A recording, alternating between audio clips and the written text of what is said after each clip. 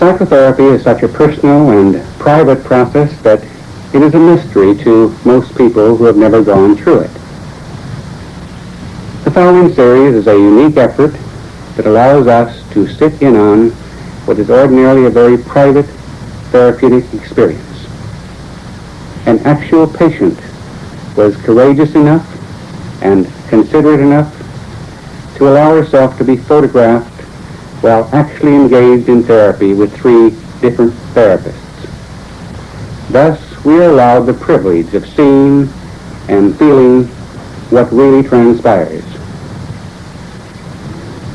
A film series like this, in which 3 therapists, distinguished by their different orientations, share their therapeutic endeavors, has never been made before. We therefore wish to express our gratitude to Gloria, the patient, and to her therapists for allowing us to share in their therapeutic adventure. This series will be divided into 3 separate films. In the first film, we see Dr. Carl Rogers, founder of client-centered therapy, interviewing Gloria. In film number 2, Dr. Frederick Pearls, founder of Gestalt therapy, is working with her. And in film number 3, Dr. Albert Ellis, founder of Rational Emotive Therapy, is our therapist. Each therapist will first describe his system of therapy briefly. He will then demonstrate his work with Gloria, and then he will comment briefly on his work. Now, here's Dr. Carl Rogers.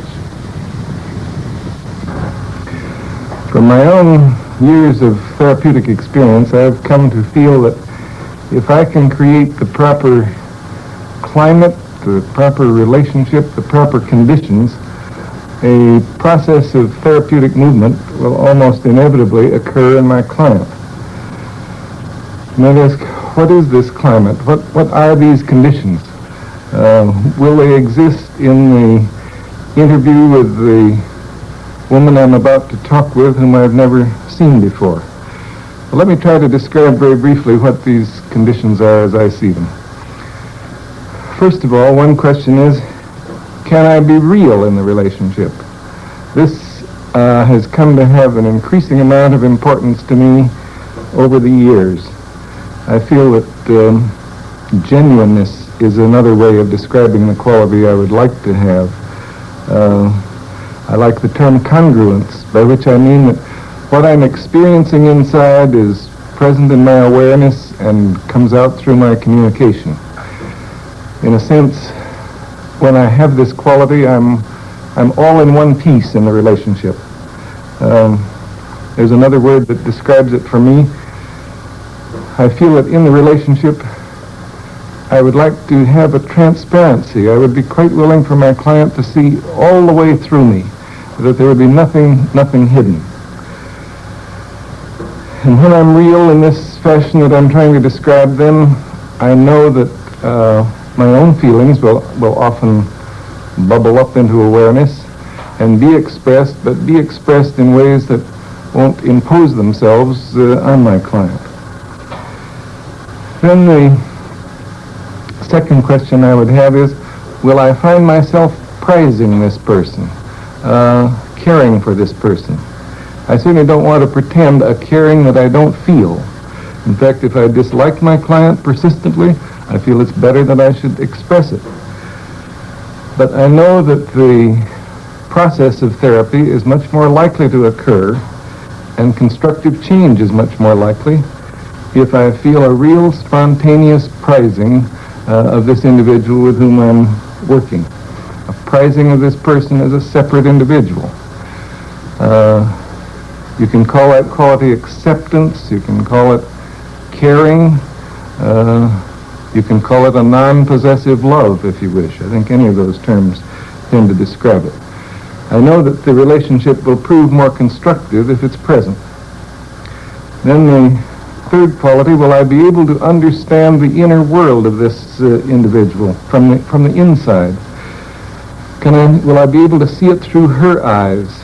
will I be able to be sufficiently sensitive to move around inside the world of her feelings so that I know what it feels like to be her, so that I can sense not only the surface meanings, but some of the meanings that lie somewhat underneath the surface. I know that if I can let myself sensitively and accurately enter into her world of experience, then change and therapeutic movement are much more likely. Well, suppose I am fortunate and that I do experience some of these attitudes in the relationship. What then? Well, then a variety of things are likely to happen, both from my clinical experience and from our research investigations. We find that if attitudes of the sort that I've described are present, then quite a number of things will happen. She'll explore some of her feelings and attitudes more deeply. She's likely to discover some hidden aspects of herself that she wasn't aware of previously. Feeling herself prized by me, it's quite possible she'll come to prize herself more. Feeling that some of her meanings are understood by me, then she can more readily perhaps listen to herself, listen to what's going on within her own experience, listen to some of the meanings she hasn't been able to catch before. And perhaps if she senses a realness in me, she'll be able to be a little more real within herself. I suspect there will be a change in the manner of her expression. At least this has been my experience in other instances. From being rather remote from her experiencing, remote from what's going on within her, it's possible that she'll move toward more immediacy of experiencing, that she will be able to sense and express what's going on in her in the immediate moment. From being disapproving of herself, it's quite possible she will move toward a greater degree of acceptance of herself. From somewhat of a fear of relating, she may move toward being able to relate more directly and to encounter me more directly. From construing life in somewhat rigid black and white patterns, she may move toward more tentative ways of construing her experience and of seeing the meanings in it. From a locus of evaluation which is outside of herself, it's quite possible she will move toward recognizing a greater capacity within herself for making judgments and drawing conclusions. So those are some of the changes that we have tended to find, and I think that they are all of them changes that are characteristic of the process of therapy or of therapeutic movement. If I have any success in creating the kind of conditions that I described initially, then we may be able to see some of these changes in this client, even though I know in advance that our contact is going to be very brief.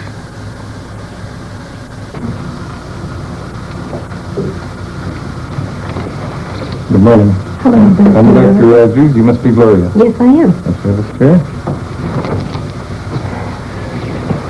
Well, we have half an hour together, and I really don't know what we'll be able to make of it, but I hope we can make something of it. I'd be glad to know whatever concerns you. Well, right now I'm nervous, but I feel more comfortable the way you're talking in a low voice, and I don't feel like you'll be so harsh on me. But, I hear the tremor in your voice, so you are anything. well, the main thing I want to talk to you about is, I'm just newly divorced, and I had gone in therapy before, and I felt comfortable when I left, and all of a sudden now the biggest change is adjusting to my single life. And one of the things that bother me the most is especially men and having men to the house and how it affects the children. And the biggest thing the thing that keeps coming to my mind I want to tell you about is I have a daughter 9 who at one time I felt I had a lot of emotional problems. I wish I could stop shaking. And I'm real conscious of things affecting her. I don't want her to get upset. I don't want to shock her. I want so bad for her to accept me. And we're real open with each other, especially about sex. And the other day she saw a girl that was single but pregnant, and she asked me all about, can girls get pregnant if they're single? And the conversation was fine, and I wasn't on at ease at all with her until she asked me if I'd ever made love to a man since I left her daddy, and I lied to her.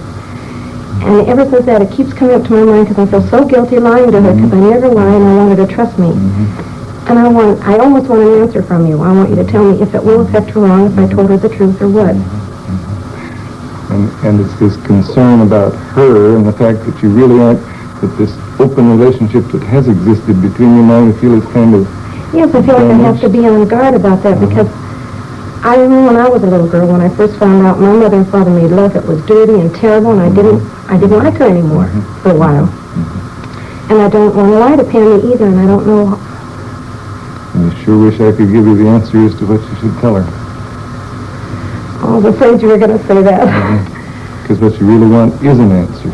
I want to especially know if it would affect her, if I was completely honest and open with her, or if it would affect her because I lied. I feel like it's bound to make a strain because I lied to her.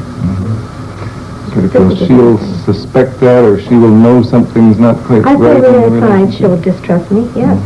And also I thought, well, gee, what about when she gets a little older and she finds herself in touchy situations? She probably wouldn't want to admit it to me because she thinks I'm so good and so sweet. And yet I'm afraid she could think I'm really a devil. And I want so bad for her to accept me. And I don't know how much a 9-year-old can take. And really, both alternatives concern you, that she might think you're too good or better than you really are. Yes. And she might think that you're worse than you are. Not worse than I am. I don't know if she can accept me the way I am. I think I paint a picture that I'm all sweet and motherly, and I'm a little ashamed of my shady side, too. I see. It really cuts a little deeper. If she really knew you, could she accept you? This is what I don't know, yes. I don't want her to turn away from me. And I don't even know how I feel about it, because there are times when I feel so guilty, like when I have a man over. I even tried to make a special setup so that if I were ever alone with him, the children would never catch me and that sort of thing. Because I'm real leery about it. And yet I also know I have these desires.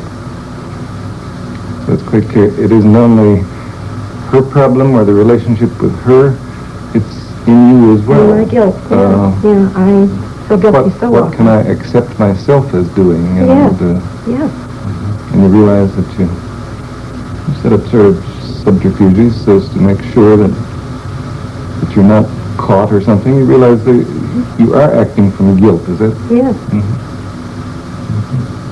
I don't like the way... I would like to feel comfortable with whatever I do. If I choose not to tell Pammy the truth, to feel comfortable that she can't handle it, and I don't.